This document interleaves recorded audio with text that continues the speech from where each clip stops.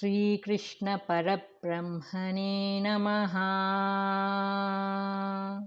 Sri Sadguru Paramatmane Namaha. Sarva Maharshibhyo Namaha. The Lord declares that he who transcends these gunas attains liberation, moksha. 20th Shloka. गुणानेतानतीत्य त्रीन् देहि देहसमुद्भवान् जन्ममृत्युजरादुःखैः विमुक्तो अमृतमश्नुते. Substance. Having transcended these three gunas, the cause for the birth of the body, the jiva, freed from birth, death, decay and pain, attains immortality. Commentary. Gunan, sattva is included here because it is also one of the gunas. As it is pure and transparent, it allows us to pursue Atma through the thin veil. But even sattva has to go before man attains the Atmic state. What is above the functions of the mind and buddhi? Why are these gunas man's enemies?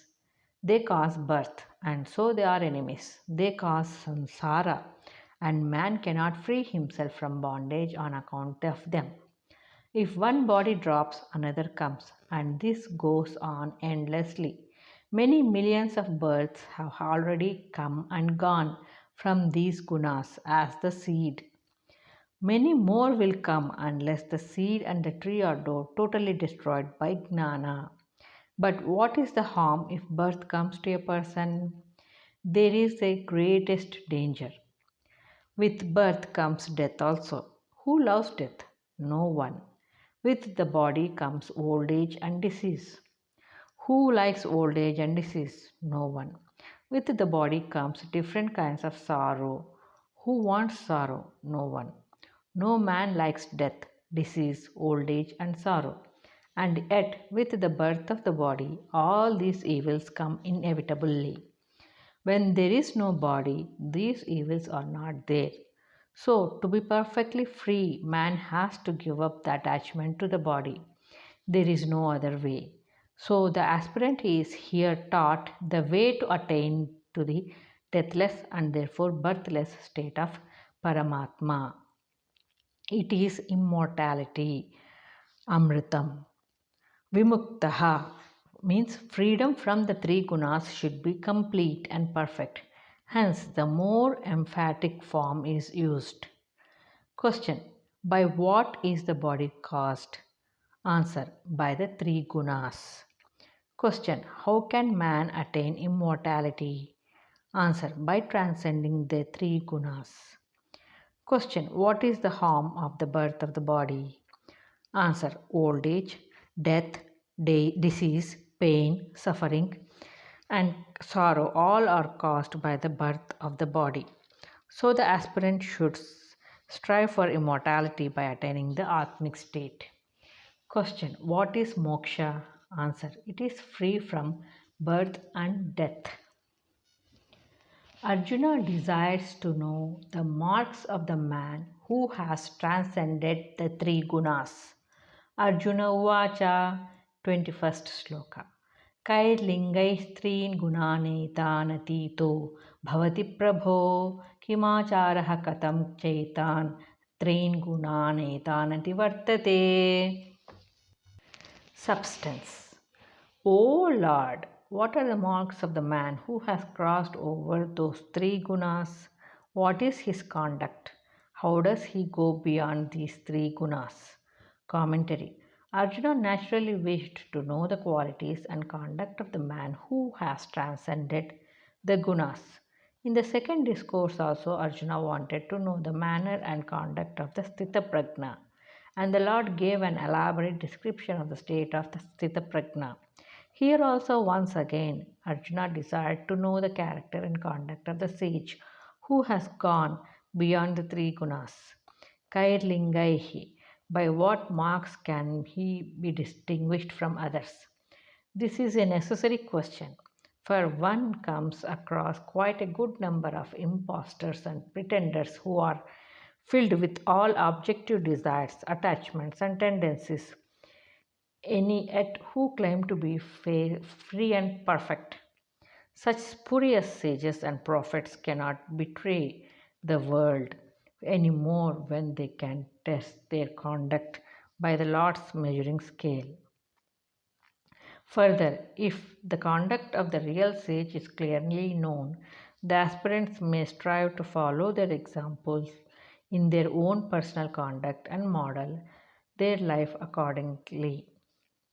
Arjuna desires to know the actual way of life followed by the sage who has transcended the three gunas. Thus, the description of the Sthita Prajna in chapter 2, of the Gnani in chapter 13, and now of Gunatita, these are vivid pictures of the conduct of the great sages, Bhaktas, and Jnanis. By comparison and contrast, one may know where he stands in the scale of spiritual values. The real sadhu is distinguished from the impostor. Dry philosophy is separated from direct experience. The false atmosphere of spirituality spread over the country shall be dispelled, and true devotion and gnana shall reign supreme in the hearts of all men. Kimacharaha. A similar question was asked by Arjuna in the second chapter about Sthita Prajna. Kim asita vrajeta kim, chapter 2. Conduct, practical life is the essence of all religion and philosophy.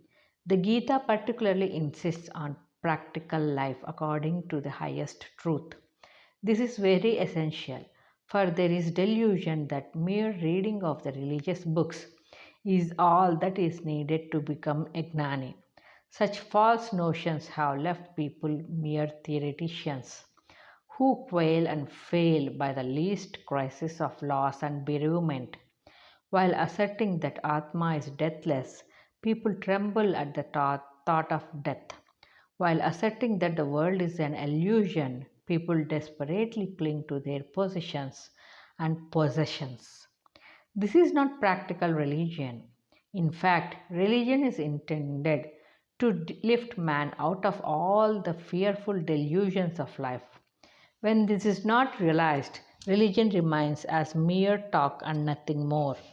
That is why the Gita wants to test man's wisdom and devotion by practical conduct in everyday life. Moreover, while it is necessary to know the goal clearly, it is even more necessary to know the path leading to the goal with perfect clearness.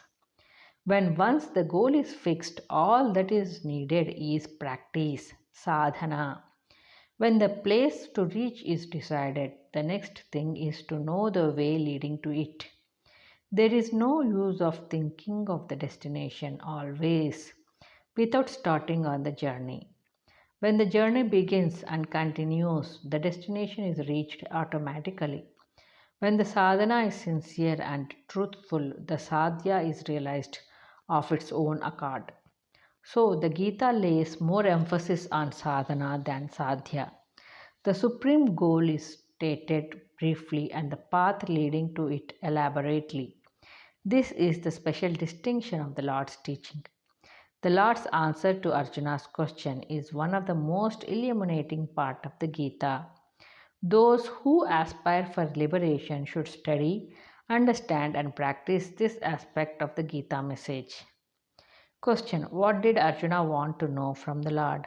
Answer: the marks of the Gunatita and his conduct.